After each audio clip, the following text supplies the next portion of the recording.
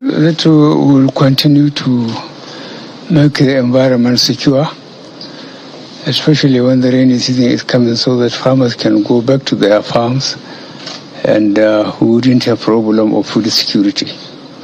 The heads of services, Army, Navy, Air Force, Inspector General of Police, and so on, are very much aware of the situation and their duties to know where the terrorists are and eliminate them.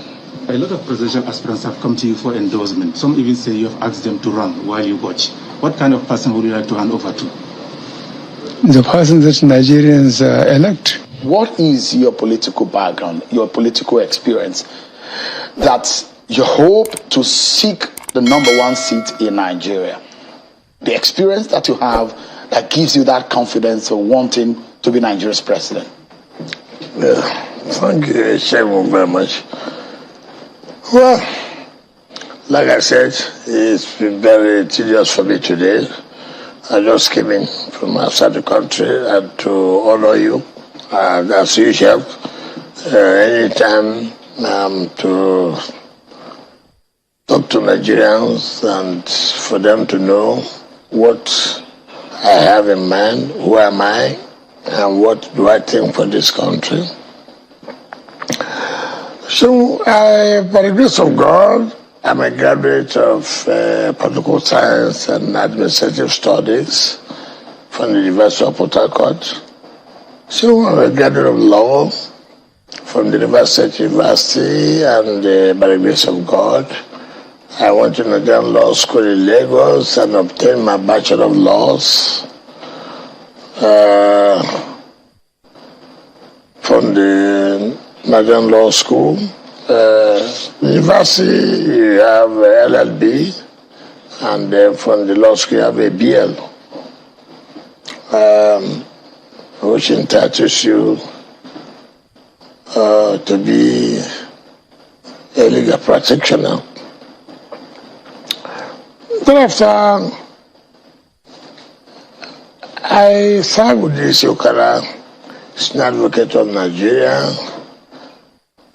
and then try to see what I can do from the call by my people to serve them.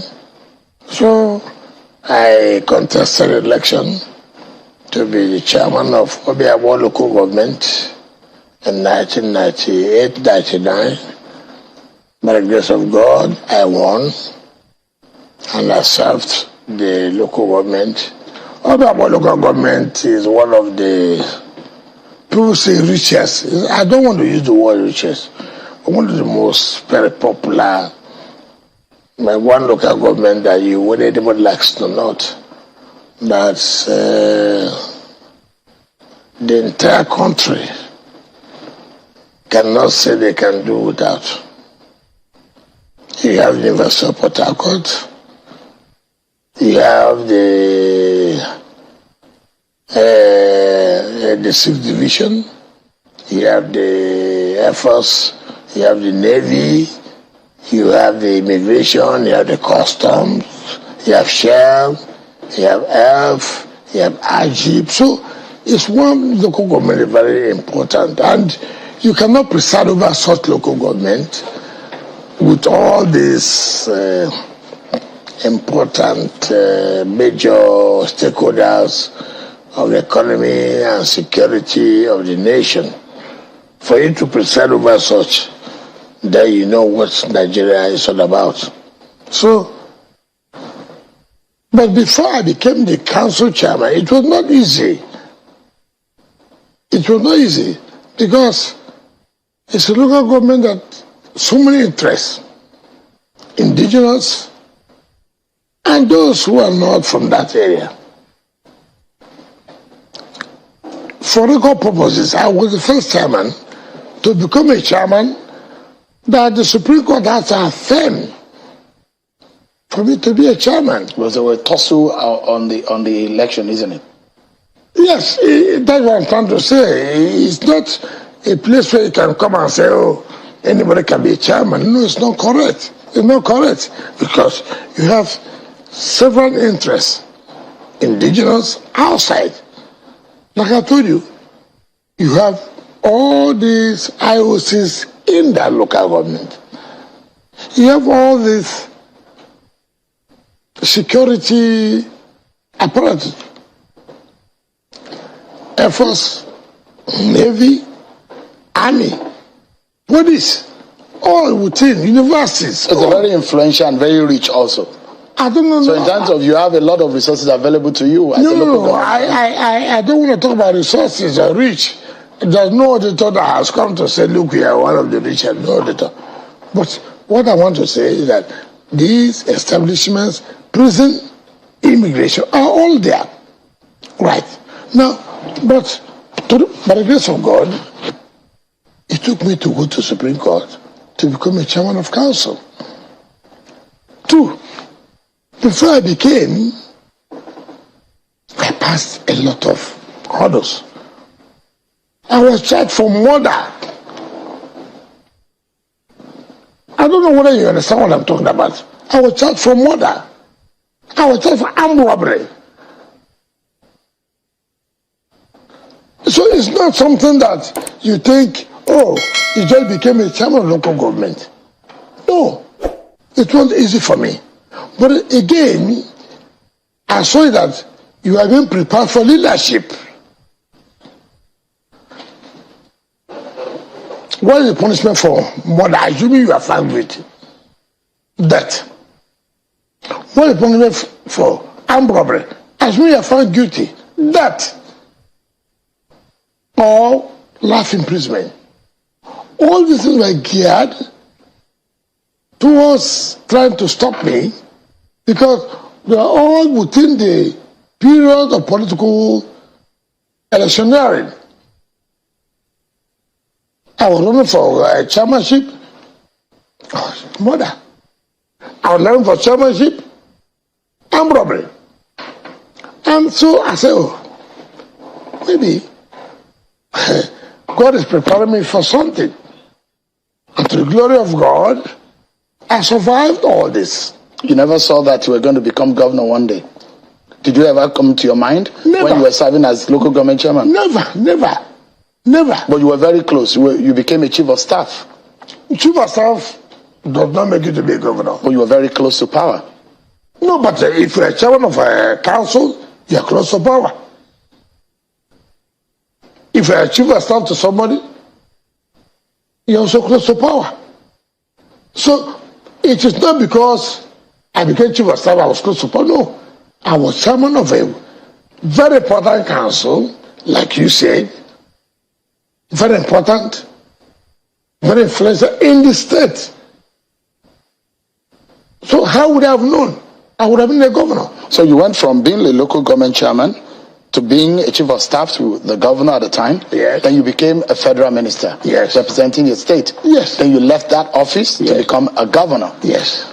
So that tells you, if you look at my antecedent, it has never been easy. Take for example, for me to be a chairman of council, I had to go to Supreme Court.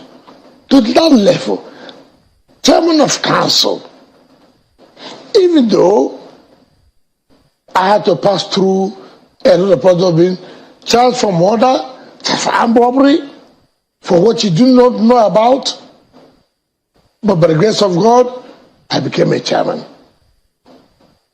Then, to the point that I became a chief of staff, even to become that chief of staff was a problem. If you remember, when I was chief of staff, on the 3rd of December 2007, I was then assassinated. December 3rd, 2007, if I can remember vividly.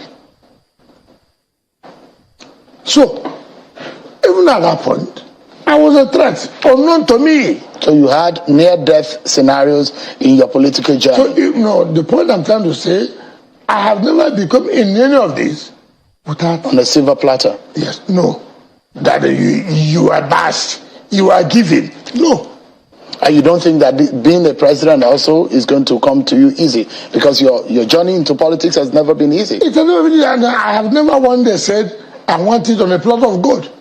Never. In fact, you see, when you give people things on a plate of gold, it doesn't work well. It doesn't. So, for me, anything I'm seeing now, I just laugh. I say, oh, this is what I passed through. This is the process God is trying to lead me through. So you are having it tough this time too? Not necessarily that I'm having it tough, but yes, it cannot be easy. It's not given to you on a platter of gold. Power. It's not that. Power is not given. No. There's nobody that can tell you that you just take power. Not only just taking power, presidential power will give it to you on a platter of gold. Even when you get it on a platter of gold, it would not work well. Take, for example, President Buhari, everyone is saying, no, give it to him. Give it to him. He's the Messiah. He's the this and that. What has happened? I don't believe. You think he got it on the silver platter? What? He became president after 4 times, after trying 4 times. Oh, no. Look at what happened. Look at history. All those periods that he was running as president, who came? But now that they came to deceive Nigerians, then look, this is the only man who can solve the problem. This is the only man who has the key to Nigeria being one of the greatest countries. And Nigerians were deceived, Nigerians were told, and we all bought him. Until where we are today. They told Nigerians, if you do not elect President Buhari, there cannot be any Nigeria again. If you do not elect President Buhari, forget it.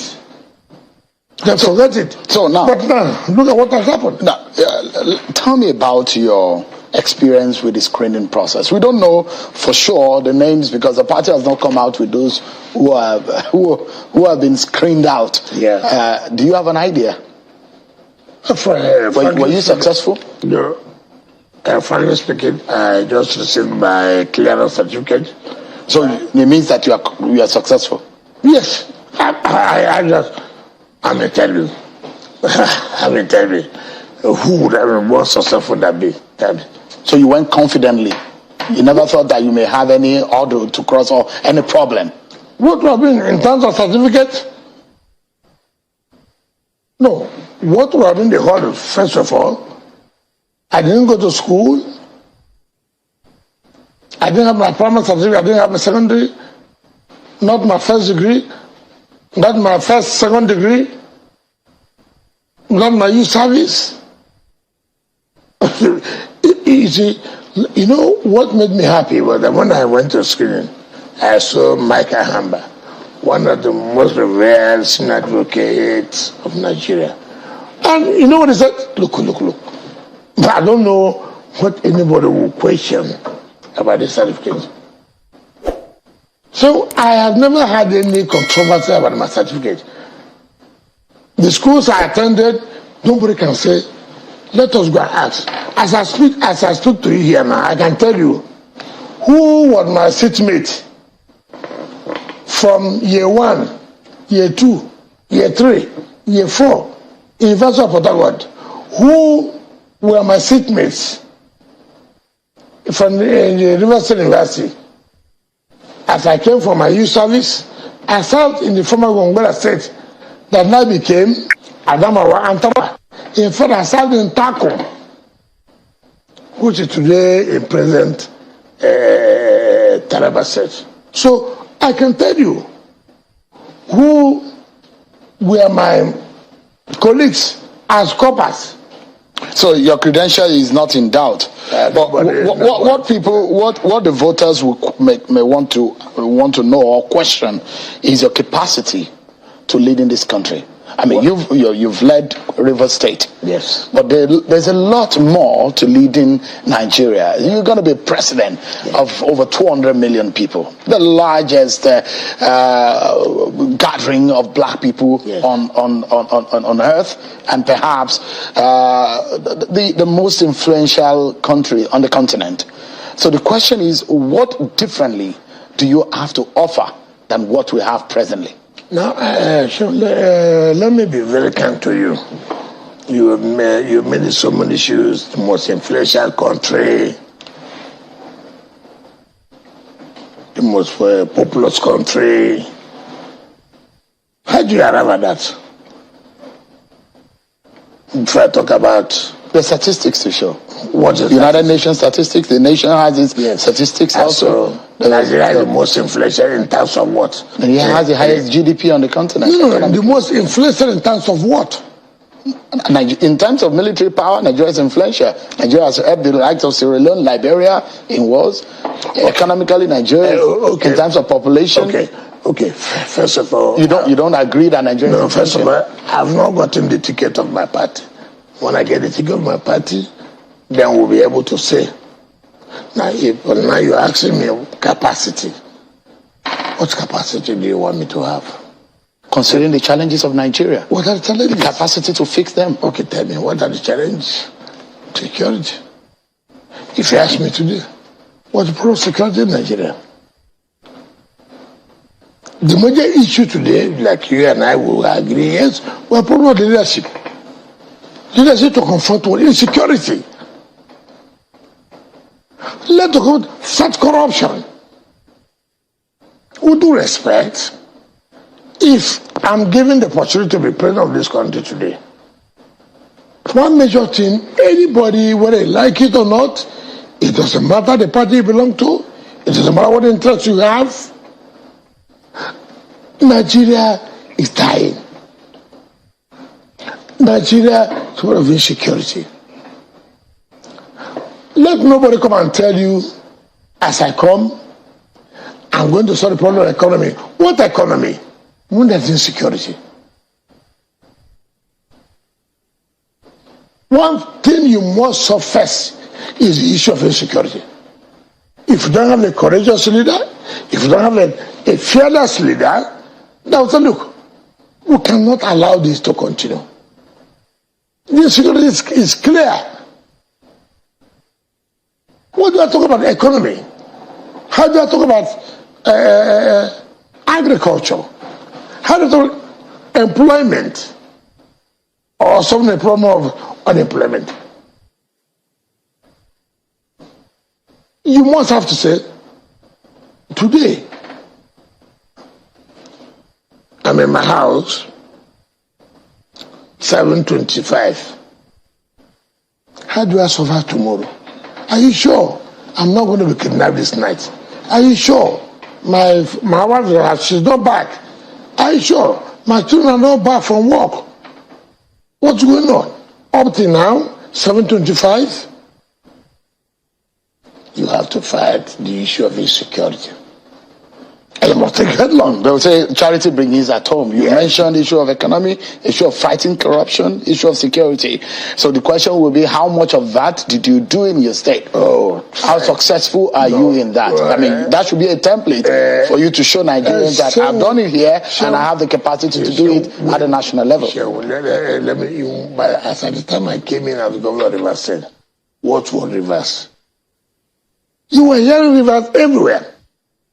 Every day on the road, the buses have been kidnapped. People have been killed. Look, it was bad. So what is the position today?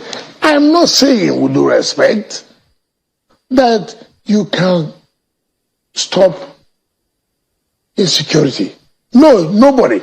All over the world, nobody can do that. Even in America. What is important is that, yes, there's insecurity. If people are caught, can they be sanctioned? I have, as a matter of fact, in Rivers State, reduced the level of insecurity. What it used to be is not what it is now. And whether anybody likes it or not, you can go home. Every Rivers person can go home to the look. That is not what it is now. Before, we cannot say, we can go home to Rivers State and go and sleep. But now, that is a thing of the past. But that does not mean you cannot have some pockets of insecurity. It's all over in the world. It's all over. But what would you say is the solution of insecurity? For me, to fight insecurity in this country, you must have a state police. Is the key. We must not religionize it, exercise. No. State security is key, is paramount in fighting insecurity in this country today. And we're talking about true federalism.